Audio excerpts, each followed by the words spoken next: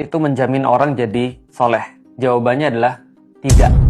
Mungkin ini mengagetkan, tapi ini mungkin adalah sebuah pembahasan yang menurutku salah satu yang paling banyak ditanyain oleh orang tua sekarang ini, yaitu adalah bagaimana caranya agar anakku mau sholat. Karena mereka berpikir bahwa ketika anaknya sholat, itu lantas anaknya otomatis jadi soleh. Padahal sebenarnya tidak semudah itu jawabannya. Coba kita bahas dari dasar banget.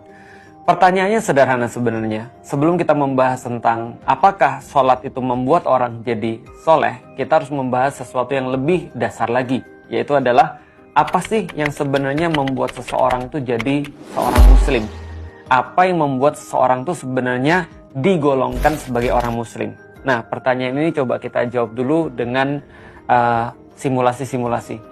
Pertanyaan sederhana, bagi teman-teman sekalian, boleh dijawab dalam hati aja ya.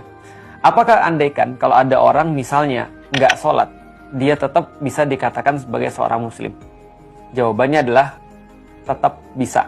Karena ketika ada orang nggak sholat, tapi dia masih meyakini bahwasanya dia punya Tuhan adalah Allah, lantas dia tetap meyakini bahwasanya dia punya kepercayaan-kepercayaan berupa rukun iman dan rukun Islam, maka dia tetap adalah seorang muslim, meskipun dia tidak sholat. Dia dianggap sedang melakukan kemaksiatan besar, tapi tidak mengeluarkan seseorang itu daripada Islam. Yang kedua, apakah ketika ada orang yang membunuh, orang itu tetap bisa dianggap sebagai seorang muslim? Jawabannya adalah bisa. Karena kita tahu bahwasanya di zaman para sahabat pun ada sahabat Rasulullah yang mereka membunuh seseorang tanpa ada pembenaran daripada Islam atau tanpa ada pembenaran daripada syariat. Dan ini pun tidak mengeluarkan mereka daripada Islam meskipun mereka melakukan sebuah kemaksiatan besar.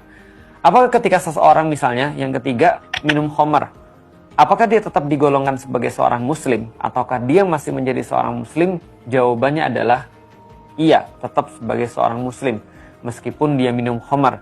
Karena kita tahu di masa Rasulullah pun ada yang minum khamar dan itu tidak membuat Rasulullah SAW mengeluarkan dia daripada Islam. Artinya ketika ada seseorang nggak sholat, ada seorang nggak puasa, mokel misalnya ketika di bulan puasa, atau ada seseorang misalnya dia bunuh orang, ataupun dia melakukan maksiat-maksiat yang lain, meskipun itu adalah maksiat yang besar, dia tidak bisa kita rip off keislamannya. Kita nggak bisa untuk mengambil keislaman itu daripada dia. Dia tetap saja seorang muslim meskipun dia bermaksiat besar.